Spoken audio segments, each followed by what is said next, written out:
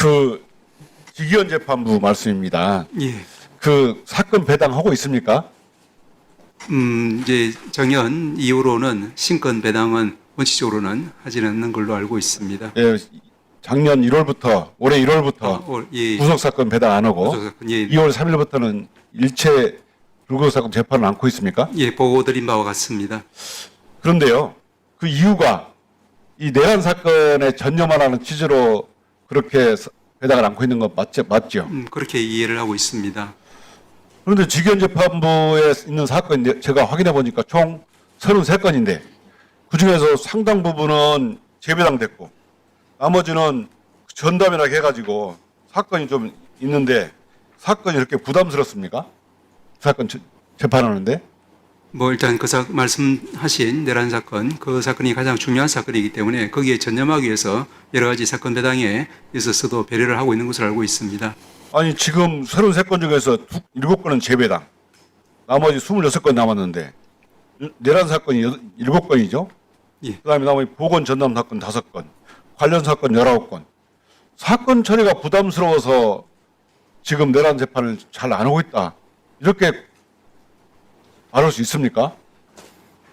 내란 사건, 그 사건이 가장 중요한 사건이고 그 사건을 어쨌든 그 재판부가 밝힌 바에 따르면은 올해 연말까지 처리하겠다는 그런 계획을 저희들 아니 어떻게 연말까지 재판을 끝냅니까?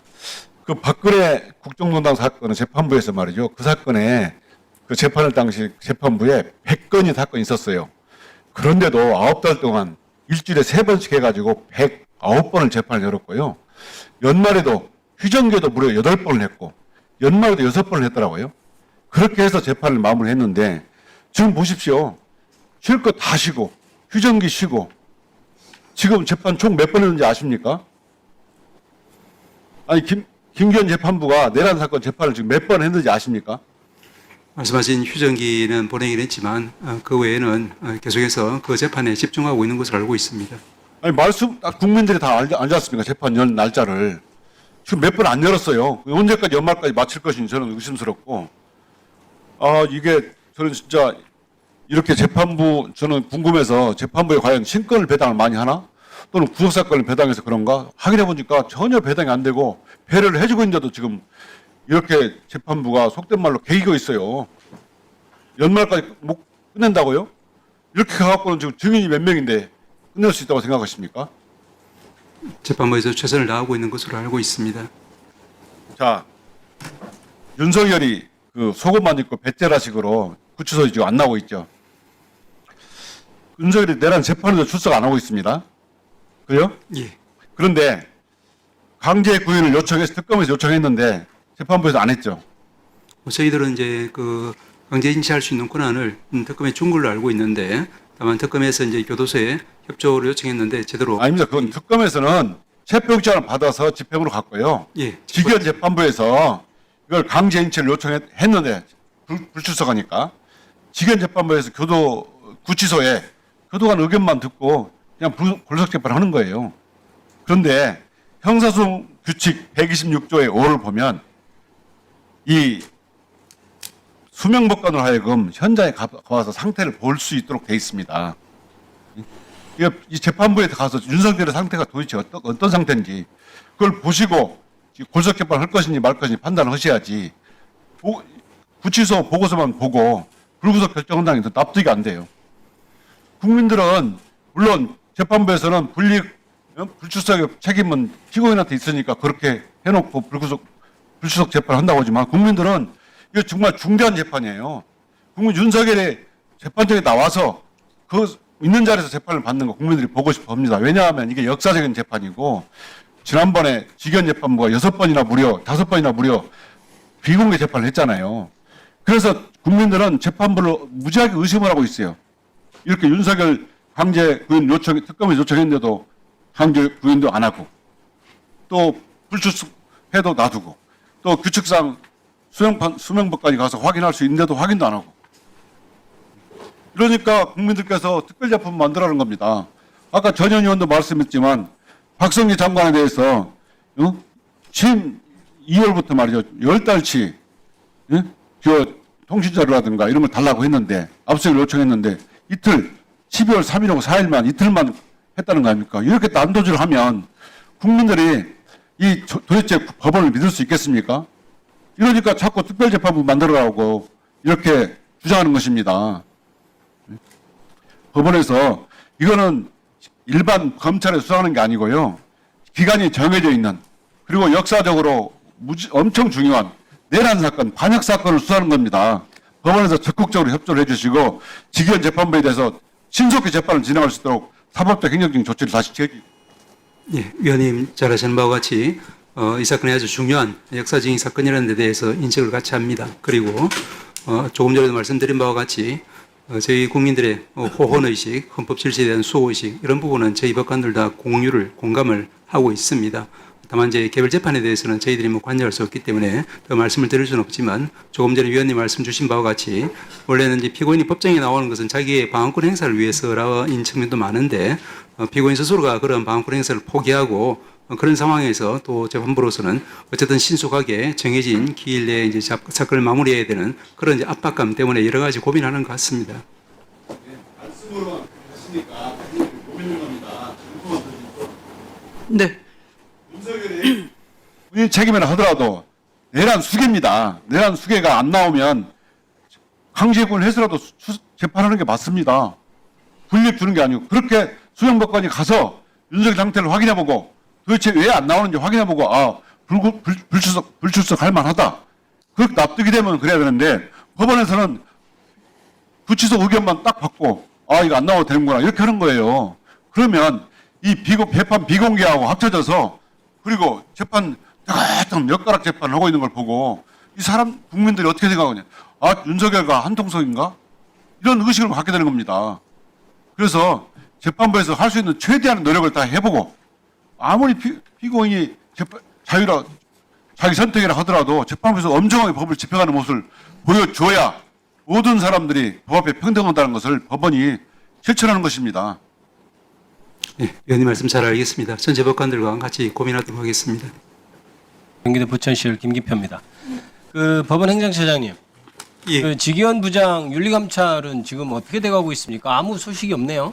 그때 여러 번 말씀을 드렸습니다만은 일단 저희들이 이제 그 윤리감사실에서 현장을 확인하고 또 제출된 증거 자료를 확인한 바로는 현재까지는 이제 그 객관적인 어떤 소명이 좀 증명에 대한 어떤 자료가 부족한 것 같다는 입장인 것 같습니다. 그럼에도 불구하고 이 부분이 워낙 이제 국민들의 중대한 관심사이다 보니까 국민의 눈높이 차원에서 저희들이 진행 중인 공수처 수사 결과도 참고하기 위해서 아직까지 조사를 계속 중인 것으로 알고 있습니다. 소명이 부족하다는 거는 직위원 부장 쪽의 소명이 부족하다는 말씀인가요?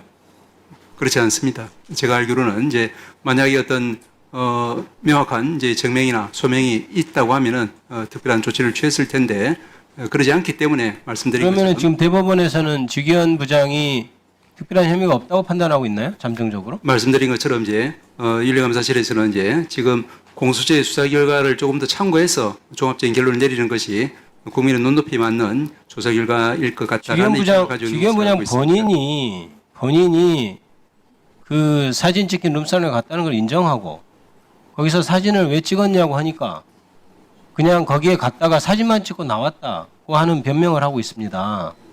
그게 국민들이 보기에 납득할 만한 누가 납득을 할 수 있겠습니까? 그런데 지금 대법원은 말씀 들어보니까 그냥 그 당시 그 일 하나만 가지고 얘기 들어보고 둘이 얘기가 맞는 것 같다 이렇게 판단하고 있는 겁니까 혹시? 그렇지는 않습니다. 아직까지 제가 정식으로 말씀드린 것처럼 이제 윤리감사실에서 조사가 다 끝나면은 아마 이제 전체적으로 보고가 있겠지만 그런 상태는 아니기 때문에 말씀드린 것과 같이 단편적인 자료를 가지고 판단하는 것 같지는 않고 윤리감사실에서도 이 사건에 대해서는 여러 가지로 다각적인 종합적인 그런 조사를 한 것으로 알고 있고 추가적인 조사를 하고 예정하고 있는 것으로 알고 있습니다. 여러 가지 정황상 그 제공된 자료들이나 이런 거 볼 때 특별한 관계, 그 다음에 직위원 판사의 내용을 볼 때도 저희 뭐 일반적인 상식을 가진 사람이라면 문제가 있다고 볼 텐데 만약에 대법원이 거기에서 미진하게 하게 된다면 그거는 감당이 좀 어려울 거라고 생각이 됩니다. 공수처장님, 네. 지금 법원행정처장께서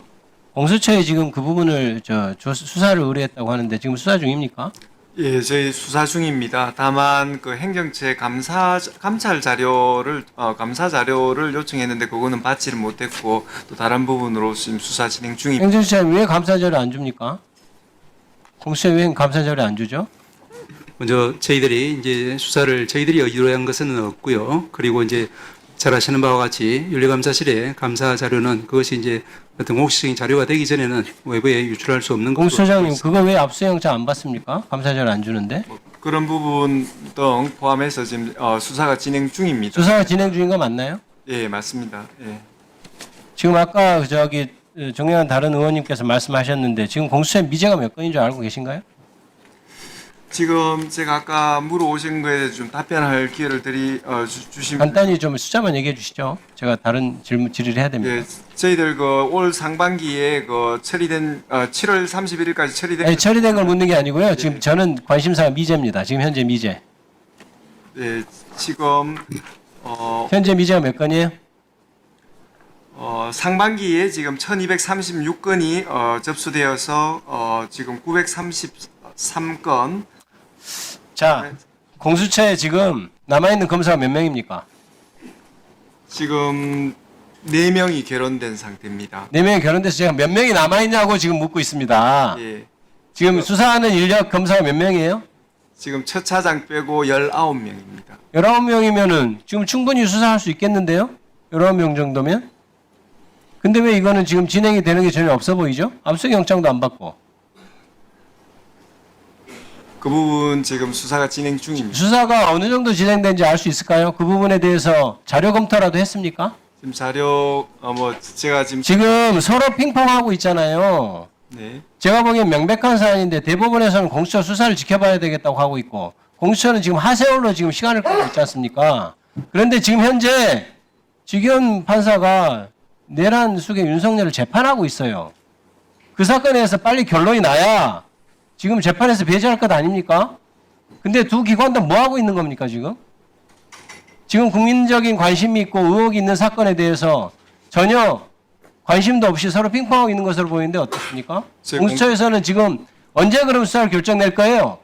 지금 공수처 입장 그렇지 않습니다. 의원님처럼 그 사건의 중대성을 인식하고 있고 나름대로 최선을 다해서 수사하고 있습니다. 네. 언제쯤 끝날 것 같습니까? 그 수사?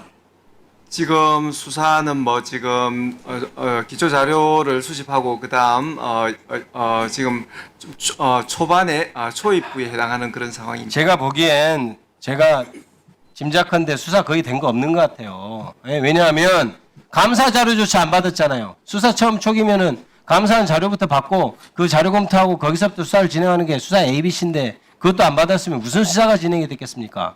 예? 그냥 말로만 맨날 수사 빨리 진행하겠다고 하고 공수처에 가면 사건은 그냥 처박혀버리고 아무것도 진행이 안 되고 그 검사가 지금 19명이나 수사를 하고 있다는데 진행되는 건 아무도 없고 뭘 하고 있는 겁니까 도대체? 그리고 지기현 판사 아까 얘기했는데 두 기관에서 핑퐁하듯이 그렇게 하면 도대체 국민한테 결론은 언제 내놓을 겁니까? 공수처 정신 차리십시오. 네, 대법원도 마찬가지고요. 정말 역사에 남을 내란 재판이 지금 진행 중에 있음에도 예. 불구하고 이거는 지금 중계가 안 되다 보니까 몰라 이거 어떻게 되는지. 아무도 모르고요. 예. 그러다 보니까 또 관심에서 멀어지고 예. 있습니다. 그러다 보니까 이 재판이 계속해서 지연되고 있습니다. 그렇습니다. 하지만 그 내란 재판에 있어서만큼은 언제나 참관을 하고 본인이 참관을 못할 때는 본인의 예. 또 동료분들을 보내서 거기에 대해서 다 하나하나 기록을 하고 있는 한 사람이 살고 있었으니 바로 군인권센터의 임태훈 소장님 박수로 맞이합니다. 네, 반갑습니다. 아, 대단한 역할을 하고 계십니다. 내란 재판 이거 사실 지금 엄청나게 중요한 재판이 펼쳐지고 있는데 관심에서 멀어지고 네. 있다라는 이 안타까운 현실 참 저도 굉장히 괴롭습니다. 지기현 재판장이 좋아하고 있죠. 좋아하겠지. 네. 아, 관심에서 네. 멀어졌으니까요. 그러니까요. 그런데 어제 지기현 재판장이 중요한 얘기를 몇 가지 했어요. 특검법안이 개정이 되면 예. 지기현 재판장이 중계 방송에 대한 그 여부 판단을 못 해요.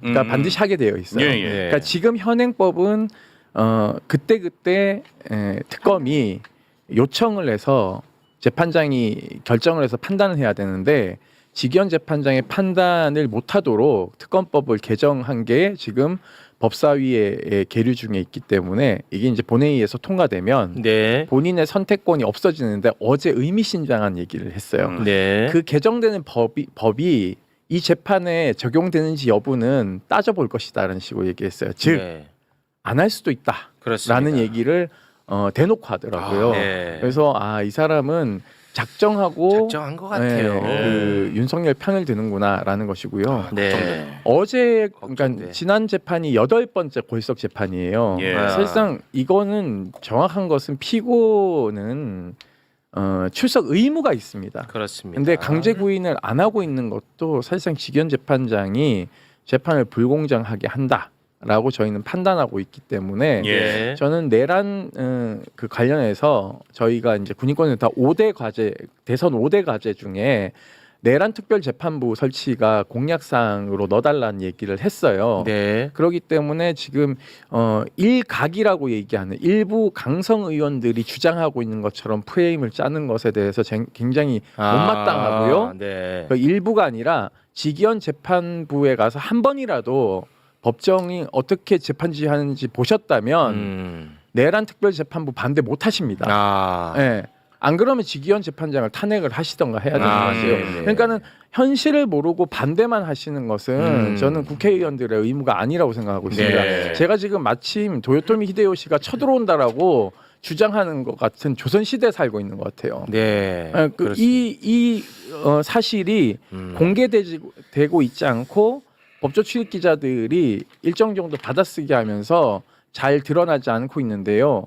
저는 직위원 재판장을 이 재판을 못하도록 하는 것이 네. 공정한 재판이라고 생각합니다. 그렇습니다. 예. 그러니까 내란 재판부와 관련해서 이거는 좀 과하다라는 의견을 내는 분들은 이게 제가 생각할 때는 계엄이 있기 전에 예. 민주당에서 이거 윤석열이 계엄할지도 모른다라고 얘기했을 때 점잖은 넥타이 메고 다니는 사람들이 에헴 하면서 그거는 조금 예. 과도한 억측입니다. 에헴 나는 점잖지. 너네는 너무 과격한 주장을 하는구나. 이것과 같다. 저는 그렇게 봅니다. 그거보다 조금 더 주장하신 걸로 아는데요. 그 김민석 지금 총리시죠. 네. 김민석 의원이 약간 이제 그러니까 제가 적나라하게 좀 표현하면 네. 제가 들은 얘기입니다.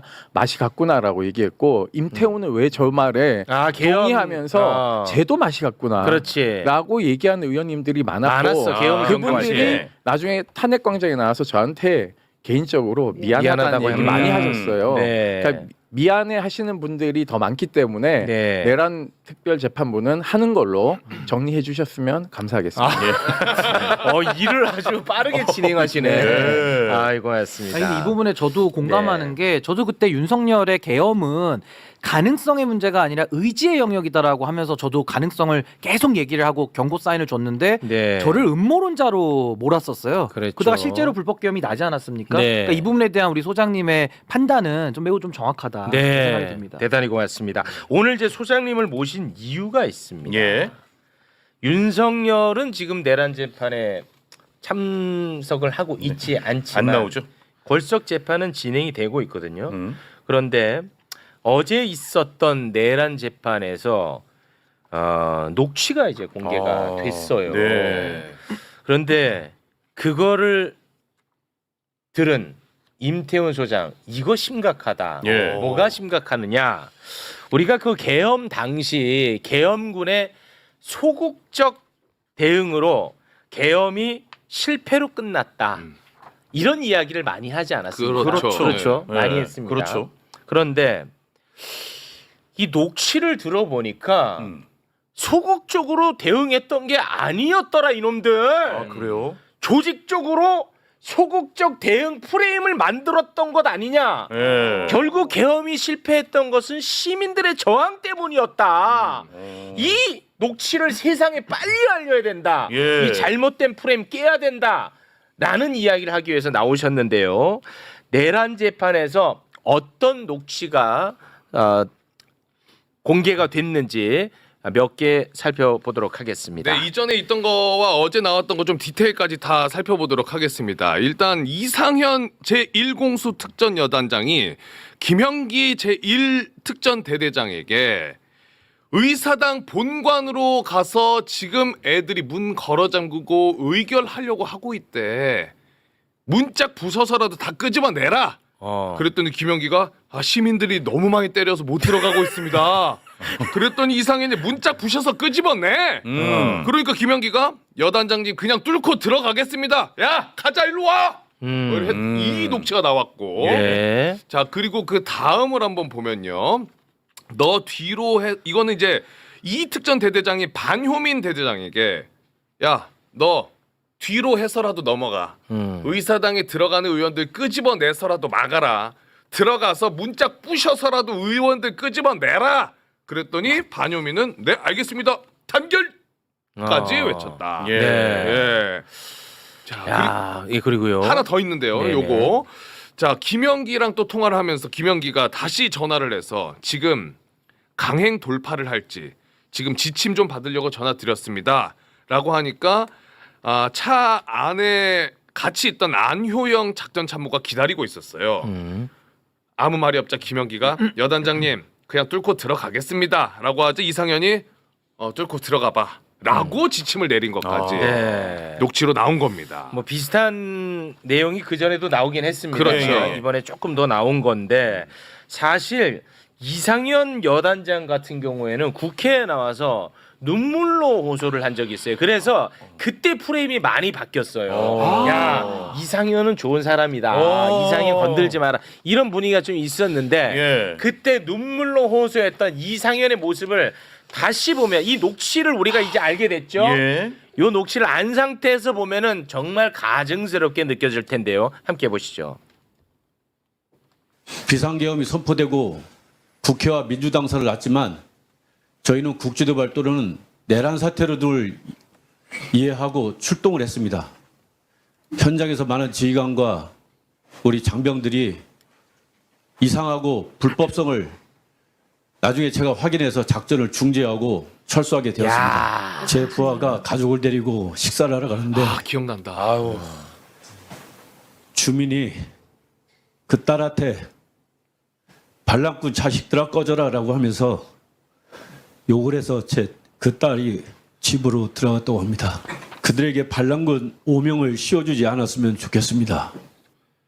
가증스럽다. 와. 소장님. 이 녹음 파일은요 원래 5월에 법정에서 검찰이 현출하려고 했습니다. 그런데 현출을 윤석열 측이 반대했어요. 나갔죠. 그러니까 사실은 현출이 됐어야 되는 거죠. 직원 재판장이 이래서 재판을 공정하게 하지 않는다는 겁니다. 네. 왜냐하면 진위 여부를 판단할 수 없다라는 식으로 얘기를 하면서 현출을 반대했습니다. 당시 5월이면 대선을 앞두고 있었기 때문에 대선에 영향을 미칠 거라고 판단한 정치적인 판단이 저는 있었다고 의심하고 있고요. 그래서 이걸 어떤 방식으로 들려주냐면요.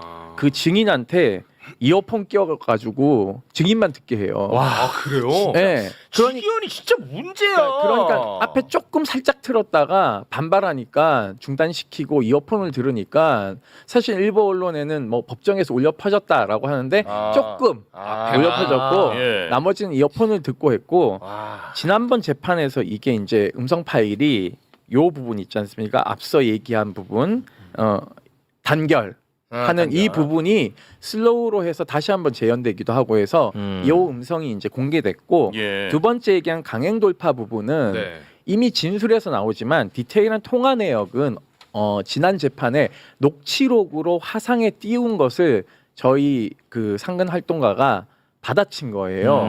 그러니까 이 증거라는 것이 제한적으로 직위원 재판장에 의해서 현출되는 것이 자지우지되고 있는 것이 저는 가장 큰 문제라고 생각을 하고 있습니다. 진짜 문제야. 네. 왜냐하면 형사 재판에서 방어권, 즉 내란범의 방어권이 일반 형사 재판하고 동일시 취급됐다는 게 저는 우리 사법부의 판사들의 인식에 그렇습니다. 천박함이라고 생각합니다. 표현입니다. 왜냐하면 이런 식이면은요 전범 재판, 뭐 히틀러 재판이라던가 유고 전범 재판도 다 이런 식으로 진행하진 않거든요. 그렇죠. 예를 들면 르완다 전범 재판 이런 것들은 증거 현출을 일반 형사 재판처럼 하지 않습니다.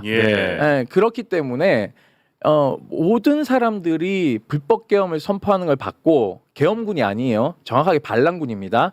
반란군이 의회를 전복시키려는 것을 실시간으로 봤는데 무슨 증거 현출이 더 필요하다는 건지 네. 저는 이 재판 자체가 12월 달에 끝나는 것도 웃긴다고 생각하고 있고요. 네. 매주 한 번 하고 있는 것도 정말 문제라고 생각하고 있습니다. 네. 특검 측에서 한 주에 2번 정도는 이 얘기를 해야 증인을 소화할 수 있다라고 판단하고 있음에도 불구하고 직연 이거 안 받아들이고 있고요. 네. 그리고 증인도 굉장히 늘어뜨려서 재판을 진행하고 있어요. 그러니까 하루에 2-3명을 할 수 있는데 뭐 1명을 한다던가 한 명을 이틀에 거쳐서 뭐 한다던가 이런 경우가 비일비재하고 있기 때문에 지연으로 봐야지. 저는 내란 특별재판부 빨리 설치해야 된다고 생각하고 네. 있습니다. 네. 뭐 지금 댓글에서 현출이 도대체 뭐냐 하는데 그 재생을 네, 얘기하는 거 맞습니다. 아닙니까? 그러니까 이제 네. 그 들려주는 거죠. 네. 재생. 여쭤보고 싶었는데 아. 고맙습니다. 그러니까 이렇게 그좀 예. 친화적으로 가야죠. 아, 현출이라는 단어를 우리가 씁니까 일상에서? 법정에서 쓰는 용어니까 두 분은 아. 이제 알아들으셨는데 죄송합니다. 네. 녹취 재생. 재생. 네, 플레이. 재생. 예, 그렇습니다. 근데 나는 진짜 사실 이 계엄이 성공했으면 대한민국 망했고 우리 국민들 망했잖아요. 예. 그런데 지금 이거에 대한 단죄와 관련해서는 단호한 맛이 없어요. 엄격한 맛이 없고요. 난 그래서 이게 불안해요. 다음에 또 한 번쯤 해볼 만하다. 누군가는 생각할 것 같아. 어떻게 생각하세요? 아니, 그러니까 저도 그 부분이 정말 걱정이 되는 네. 게 이거는 반국가 세력들이거든요. 그러니까 헌법을 짓밟고 내란을 일으켰잖아요. 헌법을 부정한 세력이란 말입니다. 근데 이거를 좀 정리해야 되는데 왜 어렵냐? 이거는 정말 있을 수 없는 친위 쿠데타였거든요. 그렇습니다. 그러니까 윤석열이가 그동안에는 내란 수계가 되기 전에는 본인의 인사권으로 다 미리 박아놨고 네. 그 이후에도 한덕수 최상목이가 사후 작업을 또 했잖아요. 예. 그러니까 이게 정리가 되게 어려운 건데 그래도 우리가 정리해야 되잖아요. 그렇다면 지금 우리가 언론이든 또 권한을 갖고 있는 사람들이 헌법 소의 의지를 여기서 보여야 되는 겁니다. 그렇지. 근데 그게 약하기 때문에 많은 국민들이 지금 불안해하시고 특히나 이 직위원이 지금까지도 정리가 안 된다는 건요. 이거는- 대한민국 사법부가 이건 부끄러운 일이에요. 그럼. 아니 우리가 무슨 윤석열이 그냥 임명했기 때문에라고 하지가 않잖아요. 직위원이 그동안에 구속 취소 인용 결정이라든지 아니면 특혜 베풀어 준 거 내지는 그 룸살롱 문제 해결하라고 수십 차례를 얘기해도 안 고치지 않습니까? 전혀 안 고쳐. 그래서 전 이 지경까지 온 거기 때문에 여기서 우리 국민들이 물러설 수는 없다. 네. 여기서는 반드시 이 내란의 이 씨앗들은 다 정리를 해버려야 예. 된다고 생각합니다. 네.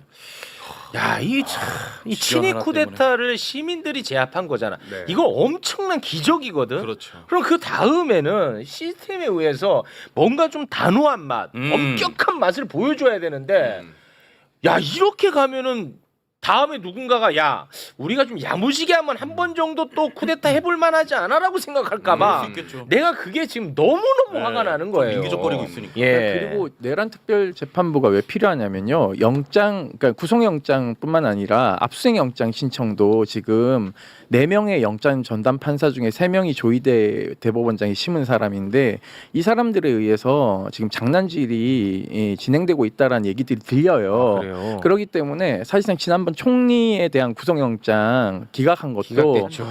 되게 말이 안 돼. 웃기는 얘기거든요. 네, 말이 안 돼. 그러면은 그 친위 쿠데타에 대한 판례가 없으면 모두 불구속 재판을 해야 되냐? 이 논리하고 같은 얘기인 거예요. 그렇습니다. 저는 이 말장난이 있는 것이고 그리고 내란 특검도 지금 세게 못 나가고 있는 것은 영장 전담 판사들이 길목을 차단하고 있기 때문에 네. 지기현 재판장하고 2명이 네. 사실상 특검의 수사와 그 기소나 이런 것들을 저는 방해하고 있다고 생각하고 있습니다. 그 그렇습니다. 정점에 조희대 대법원장이 있고 예. 조희대 대법원장은 내란의 그날 밤에 군사법원 재판 사무를 어떻게 지원하려고 했는지에 대한 부분을 오, 밝혀야 돼요. 나온 게 있어? 그러니까 밝혀야 된다고? 밝혀야 되죠. 왜냐하면 모였고 재판사무 지원을 위해서 회의를 했습니다. 그렇기 때문에 그것에 대한 것이 어떻게 진행됐는지를 저희가 모르고 있지 않습니까? 그렇습니다. 그러니까 내란 특검 입장에서는요. 네. 제가 내란 특검이면 네. 조희대 대법원을 압수수색영장을 신청을 할 것 같아요. 해야죠 당연히. 조희대를. 네, 조희대 대법원장에 와. 대한 대법원에 대한 압수수색영장을 신청하고 대단한데. 아니면 자료 제출을 자진으로 하게끔 만들던가 해야 되는 거죠.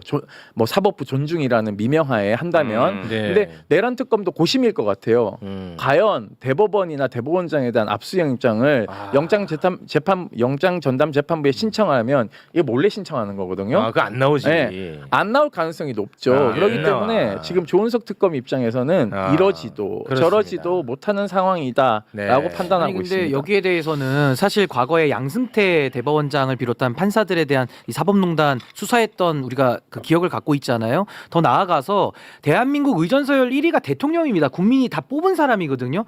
그 사람도 탄핵하고 구속시키는 이 나라에서 의전서열 3위에 불과한 대법원장에 대해 가지고 성역을 만들어주고 범죄 혐의가 드러나도 그렇지. 우리가 눈 감아준다는 거는 있을 수가 없다. 저는요 윤석열이 임명한 조이대 대법원에서 윤석열이란 내란수계를 재판한다는 이 모순 자체가 아, 좋았다. 이거 정말 우리 국민들이 받아들일 수도 없고요. 그리고 조이대가 가만히 있었냐고요. 그때 대선 때 그렇지. 사법의 정치화로 본인들이 법봉 들고 정치 한복판에 자기 스스로 들어왔잖아요. 아, 그러니까 이거를 어떻게 우리가 이미 드러난 마당에 아니 들키지나 말지. 그렇지, 좋았다. 들켰는데 우리가 어떻게 이걸 그냥 넘어갑니까? 예. 그러니까 이게 굉장히 심각한 문제입니다. 이게 어디랑 지금. 연결되냐면 박정훈 대령하고도 연결돼요. 어떻게 연결되냐? 그 계엄이 발동하면 군사법원을 재판사무 지원을 해야 되잖아요. 그 군사법원이 국방부 중앙군사법원입니다. 그러니까 복귀해 보시면 오늘 이제 단독 보도가 나왔지만 박정훈 대령을 구속영장 청구 전에 체포영장 2번 청구했다는 사실이 드러났어요. 네네. 그러니까 그 당시에 최상병 수사 외압에 정점에 있는 박 대령을 체포해서 네. 입막음하려고 시도한 네. 것이고 박정훈 대령의 영장을 기각한 군판사 네. 그리고 박정훈 대령의 무죄 준 군판사 네. 이 사람들을 윤석열이 방첩사령관에게 지시해서 다 뒷조사해서 제거하려고 하지 않았습니까? 그러니까 이런 것들하고 다 연결되는 지점이 있는지를 들여다봐야 되는데 그렇습니다. 지금 그게 안 되고 있고 저는 이 내란 세력들이 군에서도 암약하고 있는 것이 인사 문제로 장난질을 하는데요. 네. 지난번 중령 진급자들 중에서 일부를 그 저희가 얘기죠. 발표했지만 아, 우리 영희 씨가 그 또 네. 바로 연락했어요. 네. 예. 그런데 문제는 제가 여기서 얘기 못한 게 군 법무관들도 진급을 심사를 태웠어요 이번에 소령에서 중령으로. 예. 근데 이 군 법무관 중에서요 지금 특검에 파견 가 있는 군 검사는 진급에서 제외시켰습니다. 왜? 비육사니까요. 그러니까 이런 식으로 보복하는 거예요. 이게 육사 출신 군 법무관들이 이번에 다 진급했어요. 아니 그 반대가 영희 씨 이거 또 연락해야지. 연락해야지. 아니 그 반대로 해야지. 영희 씨 연락해야지. 이게 지금 불안한 징조가요. 중령에서 대령 진급을 이제 심사를 곧 들어갑니다. 그런데 박정훈 대령에게 무죄를 준 김종일 중앙군사법원 재판장이 중령이에요. 네, 중령인데. 육사들한테 다 이제 그 밀려가지고 원래 대령을 달아야 되는 사람인데 중령밖에 못 달고 있어요. 그러면 상식적으로 생각해 보시면은 이분이 대령 진급해야 됩니까? 안 해야 됩니까? 당연히 해야지. 해야 되죠. 그리고 지금 현재 최상병 특검에도 파견가 있는 군검사 중령이 있어요. 이런 사람들 비육사기 때문에요. 대령 진급 안 시킬 가능성이 매우 높습니다. 아니 그 이름 그 우리 저 안규백 장관님한테 연락해야죠 또. 네. 그래서 저는 이게 내란 세력이 오히려 내란을 종식하려고 하고 심판하려고 하는 사람들. 지금 그 김종일 재판장 같은 경우에는 군인 내란범들을 다 재판을 하고 계시는 분이세요. 이런 사람들을 진급을 안 시킴으로 인해서 박정훈 대령 같은 사람들한테 무죄 주고 내란 재판 제대로 진행하면 불이익을 준다는 것은 진급이나 인사로 불이익을 맞습니다. 주는 겁니다. 당연하죠. 그래서 저는 이런 것들이 우려되고 있기 때문에 지난번에 나와서 세게 얘기한 것이고요. 네. 아직도 내란 세력들이 군과 사회 곳곳에서 암약하면서 본인이 소극적으로 대응했거나 아니면 가담했음에도 불구하고 본인을 세탁하는 일을 계속하고 있다. 그리고 심지어는 군 인사에도 영향을 미치고 있다라는 위험 신호를 드리기 위해서 말씀드리는 것도 있습니다. 알겠습니다. 자, 그러면 우리 소장님과는 여기서 인사를 또 나누도록 하겠습니다. 그리고 제가 한 가지 청이 있는데요. 군인들이 지금 요 사이에 한 3명 정도 사망하지 않았습니까? 근데 작년 한 해만 해도 97명이 사망을 했어요. 근데 지난번에도 한번 말씀드렸지만 홍정기 일병 판결을 엉터리로 한 이 재판부도 저는 문제라고 생각하는데 국민동의 청원이 지금 10,000명도 채 안 되고 있어요. 근데 곧 이제 마감이 되는데 억울한 군인의 죽음을 좀 관심을 가져주시고 네. 이런 죽음을 막기 위한 군을 견제해야 군이 구테타나 이런 엉뚱한 짓도 안 한다라는 것을 말씀드리고 싶습니다. 맞습니다. 그래서 홍정경 일병 어머니의 눈물을 좀 닦아주는데 아, 같이 좀 함께 해주시면 그렇습니다. 고맙겠습니다. 나라를 지키러 간 것도 사실은 엄청난 희생인데 네. 그렇죠. 군대에서 사망을 해.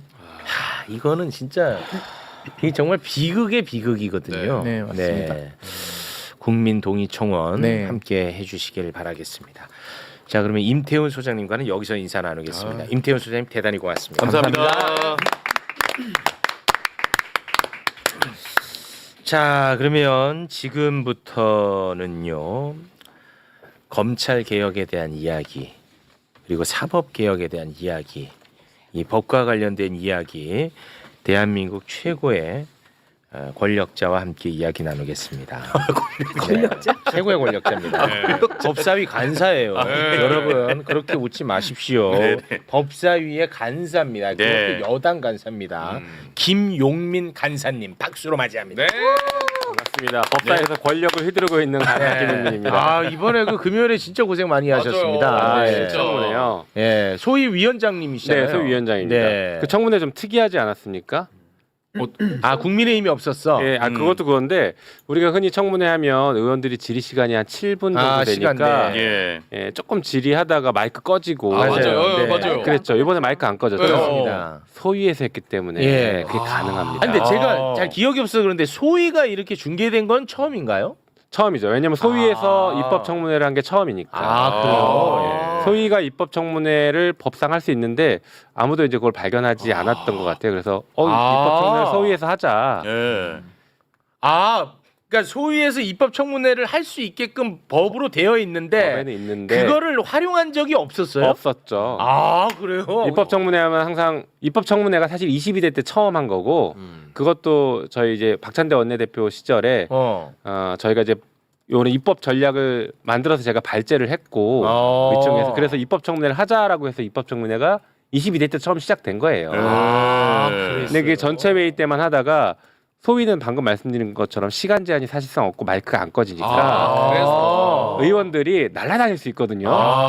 그러니 소위에서 입법 청문회를 하면 제대로 한번 붙어볼 수 있다 싶어서 소위 입법 청문회를 대박이야. 아, 그래서 이번에 그 법사위가 그렇게 화제가 되고 많은 내용이 나올 수 있었군요. 그렇죠. 의원들이 자기 얘기를 계속 할 수 있고 심지어 이제 증인들이 답을 안 하거나 거짓말을 하는 것을 충분한 시간을 가지고 계속 그렇지. 수긍할 수 있어요. 그러니까 이게 빈틈이 생겨버리더라고. 맞아요. 그러니까 가능했던 거예요. 요거는 박수 한번 가자. 요거는 박수 가야지. 이런 거를 왜 그 자랑을 안 하는 거예요? 나 몰랐어요. 그러게요. 자랑 좀 해야 되는데. 진짜 중계된 게 너무나 핵심이었어요. 핵심이었어. 정말로. 나는 이제 개인적으로 국민의힘이 없어서 이게 너무 진행이 원활하게 돼서 내가 원하는 정보를 많이 얻을 수 있었다 정도로만 알고 있었는데 그게 아니었네요. 예. 그러면 위원님들 마이크도 계속 전체 마이크가 켜져 있는. 맞습니다. 전체를 켜놓고 했죠. 그래서 서영교 의원님 옆에서 뜯었네. 뜯었네. 거짓말. 이게 다 들렸구나. 서영교 의원님 질의한 거 나중에 영상 보니까 33분을 하셨더라고요. 보통 7분 하고 끝나는데 33분을 하셨으니. 그래서 이번에 진짜 볼만한 게 많았어요. 그래서 네, 맞아요. 정말 고맙습니다. 네. 그 소위 위원장님이십니다. 네. 정말 감사합니다.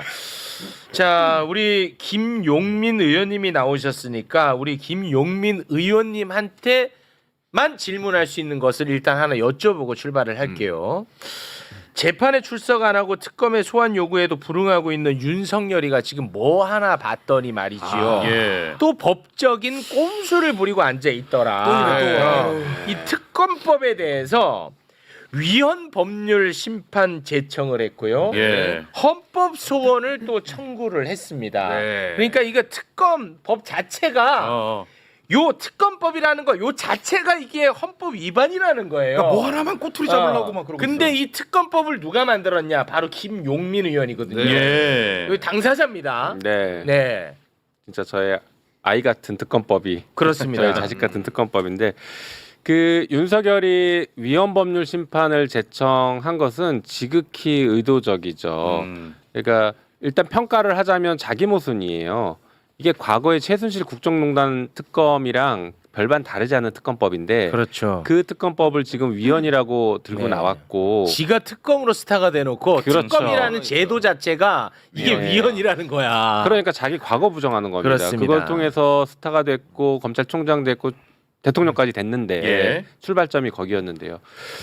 그러면 왜 이렇게 무리하게 바보스럽게 들고 나왔을까? 이유는 간단합니다. 이게 위헌법률심판제청을 직위원이 만약에 받아들여져서 헌법재판소에 제청을 하게 되면 재판이 정지가 됩니다. 법상. 그러니까 시간 끌게 하겠다는 거예요. 그러니까 위헌법률심판제청이라는 것은 해당 판사가 이거를 헌재에다가 제청을 할지 말지를 자기가 선택하는 거야. 이게 헌재로 하는 게 아니라 직위원이한테 하는 거야. 그럼 또 직위원이야 또. 그럼 직위원이가 이거 헌재 보내잖아. 그럼 그때까지 재판 중지. 헌재 결정이 날 때까지 재판이 정지가 되는 거예요. 너무 힘들어. 그런데 이제 일장일단이 있는 게 이렇게 재판이 정지되면 그럼 구속 어떡하냐? 구속 기간도 같이 산입이 정지가 돼요. 그러니까 구속 기간이 길어져요. 길어져. 대신에 윤석열은 어차피 집이 못 임마, 나와 뭘 이렇게 다행이야, 생각하기 이 때문에 바보. 사형인데 임마. 어차피 이 못 바보. 나오기 때문에 시간을 끌어서 뭔가 변수를 만들겠다라는 의도로 그렇지. 보여져요. 근데 또 한편 반면에 만약에 그렇게 해서 재판이 정지가 되면 윤석열 바보 같을 수 있는 게 직위원한테 판결을 못 받을 수 있습니다. 이게 바뀔 수 있죠. 한 몇 달 지나버리면 직위원 인사이동으로 인해서 직위원한테 판결을 못 받을 수도 있어요. 그러니 우리가 볼 때는 참 나쁜 짓이고 이런 것까지 하나 정말 치졸하다 싶은데 네. 자기가 법적으로는 얻을 게 별로 없을 가능성도 있다는 것도 좀 지적을 하고 싶습니다. 근데 나는 이거를 윤석열 바보 이렇게만 넘길 일은 아니라고 봅니다. 왜냐? 우리가 그 긴장 풀다가 바로 윤석열이 직위원에 의해서 풀려났잖아요. 그렇죠. 그렇잖아요.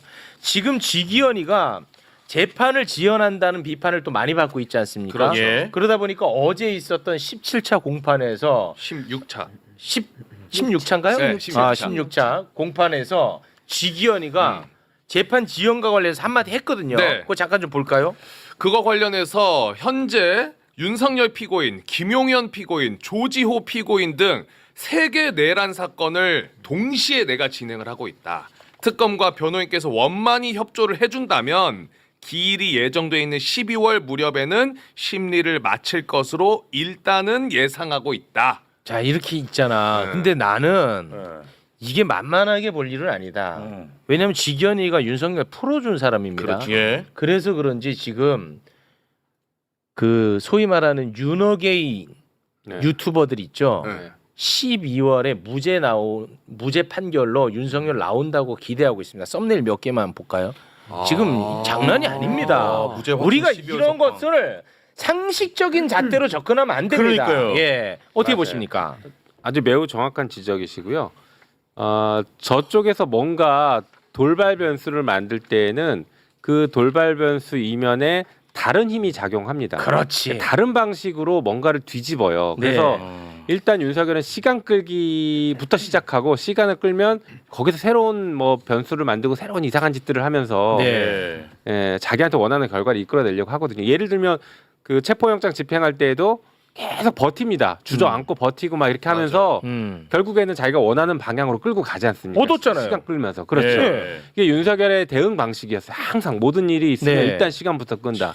그래서 우리의 전략은 뭐냐 그러면 그 시간 끄는 시간에 우리의 주도권으로 새로운 것들을 계속 새로운 변수를 우리가 오히려 만들어내주면 네. 그거 적응하고 그거 대응하느라고 정신 못 차립니다. 예를 들면요. 예를 들면 그래서 재판 중계 의무 중계를 반드시 해야 된다고 생각해요. 재판이 의무 중계돼 버리면 직위원이나 꼼짝만 윤석열이나 뭘 하기 힘듭니다. 그건 맞습니다. 네, 중계가 되고 있기 때문에 네. 그 중계가 안 되고 지금 재판 공개돼서 어차피 기자들 취재하지 않냐라고 할 수 있지만 그게 실시간으로 국민들이 다 들여다보지 않고 있기 때문에 그렇습니다. 사실은 제대로 그 감시가 안 됩니다. 전혀 안 되고 있어요. 전혀. 거기 들어간 기자들도 그걸 자기가 이해한 걸 기사로 써서 내기 때문에 네.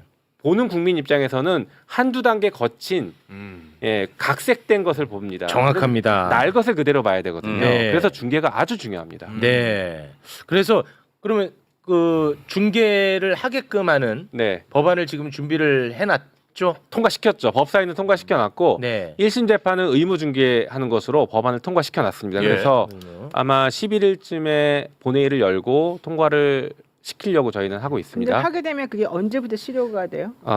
1개월 유예 기간은 줬어요. 왜냐하면 네, 왜냐면 법원이 준비하는 시간이 필요하다라고 준비해야 해요. 되니까. 아니 근데 그래서 왜냐면은 지금 직위원 재판부가 12월에 끝난다 그러니까 그러면은 아무리 빨리 해도 12월 딱 한 번 정도밖에 못 하는 거 아니에요? 아니죠.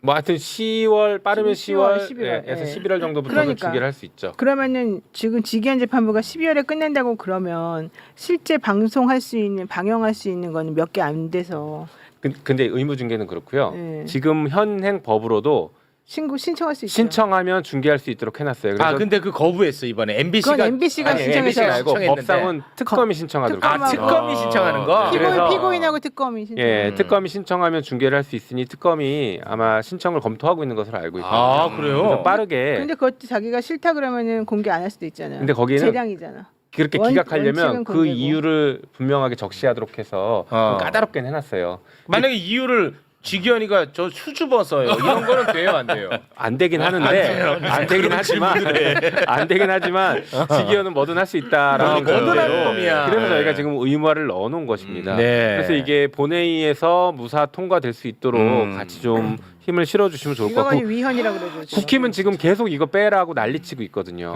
중계를 빼라고? 예, 위헌이라고, 너무 싫죠. 그런데 법원행정처도 요 위헌 그 의무중개하는 것은 동의했습니다. 사실상 동의했어요. 이제 제가- 그래요? 예, 법원행정처랑 같이 만든 아닙니다. 예. 처음에 위헌이라고 법원행정 반대했지만 네. 저희가 예외 규정들을 일부 받아들여줬고 그다음에 판사에 대한 면책 규정, 그러니까 공개하면 판사가 또 나중에 뭐 개인정보니 뭐니 이런 거 문제될 수 있으니 네. 면책 규정을 저희가 넣어줬거든요. 네. 그래서 이런 것들을 정리해주고 나서 법원행정처도 동의하고 뭐 감사하다는 말까지 했으니까요. 잘 됐네요. 법원행정처 잘 그렇습니까? 예. 이렇게 해서 정리를 했습니다. 그리고 참고로 우리 헌법에도요 깔끔하네. 모든 재판의 공개가 심리는 다 원칙이지. 공개하도록 되어 있기 때문에 네. 이런 사건일수록 특별히 이거는 생중계가 더 필요한 사안입니다. 맞습니다. 법적 관심 사안이에요. 예. 예, 직위원이.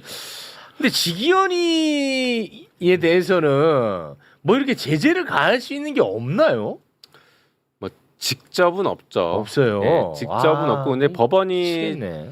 자체적으로 자정작용을 통해서 해야 되는데 예를 들면 그 지금 이렇게 막 그 논란이 있었잖아요. 뭐 접대 논란이나 이런 거, 예. 부패 논란 이런 것들이 있었으면 사실 재판을 배제시켜야죠. 배제시켜야죠. 네. 예, 근데 법원이 그거를 못 하겠다라고 지금 버티고 있으니 다른 방식으로 하긴 어렵고. 어려워요. 그래서 저희가 지금 특별 재판부, 그러니까 내란 전담 재판부를 네. 신설하겠다. 이것도 지금 준비를 하고 있었잖아요. 네. 이런 것들이 동시다발적으로 이루어지는 게 직위원 재판부를 외부에서는 변경할 수 없으니까 하는 것들입니다. 근데 공수처에서 그거 수사하고 있는 그 접대 관련해서 네네. 그게 혐의가 소명이 되면은 좀 변경될 수 있는 소지가 있는 거 아니에요? 그런 그럴 수도 있죠. 근데 공수처 수사가 지금 뭐 지지부진한 것 같아서 답답하네요. 어렵네. 쉽지 않다. 야, 지치지 않습니다. 예, 하지만. 예. 힘내서 갑니다. 분위기는 어때요? 지금 보니까 네. 법의 날 13일 날인가가 아마 그럴 건데 그날 그 법관 회의 하잖아요. 법관 회의는 12일에 합니다. 법원장 회의 법원장. 할 때 예. 그때 조희대 대법원장이 와서 얘기하면서 뭔가 메시지를 준다 그러더라고요. 네. 그러면은 법원장이나 이 부장판사들은 좀 되게 지금 현재 우리가 추구하려고 하는 것하고 반대로 갈 가능성이 높아서 당연히 그렇죠. 당연하죠. 그러면 어떻게 하실 거예요? 뭐 저희는 예정대로 가야죠. 그러니까 법원은 이번에 뚫리면 앞으로도 계속 뚫린다라는 심정으로 예. 어떻게든 막겠다. 이 심산이 큰 것 같아요.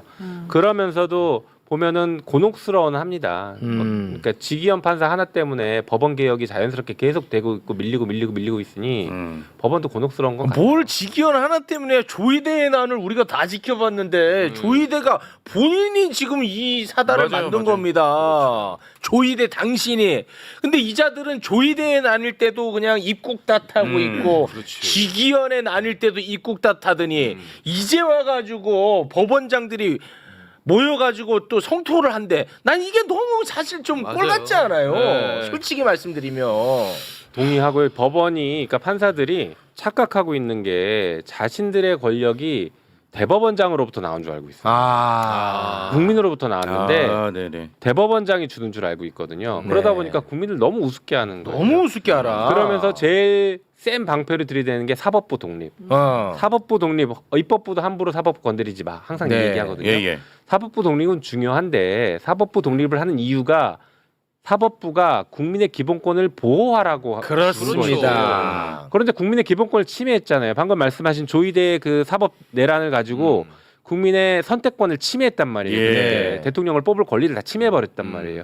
그러면은 사법부의 독립으로 보호할 영역이 아닌 거예요. 그때부터는. 그렇습니다. 그러면 법원에 대해서 특히 조이대에 대해서는 저는 강력한 조치를 하자고 그때부터 강하게 주장하고 있는데 강력한 조치 취해야죠. 뭐 특검부터 시작해서 뭐 필요하면 탄핵, 네. 아니면 국정조사 뭐 네. 등등을 다 해야죠. 그렇습니다. 다 필요하다고 봅니다. 왜냐면 예. 사법부가 그때 조이대에 난 때 자정작용 보이는 것처럼 법관 대표회의 연다고 해놓고 그 뭐 그냥 유야무야 돼버렸잖아. 결국 아무것도 안 했잖아요. 아무것도 안 했잖아. 아무것도. 근데 이제서는 막 자기들이 세상에 그러니까요. 억울하고 정의로운 것처럼 만나가지고 모여가지고 소리를 내겠대. 난 이러니까 정말 어이가 없는 겁니다. 아니, 그리고 사법부의 독립이라는 것이 사법부가 무슨 죄를 저질러도 묻지 않겠다라는 성역화는 아니거든요. 당연하죠. 그러니까 이 부분을 지금 사법부가 좀 오해하고 있고 사실 직위원회 구속 취소 인용 결정도 한 판사가 법을 그냥 아예 자기 멋대로 바꿔가지고 한 명에게만 특혜를 줘서 탈옥을 시킨 사건인데 네.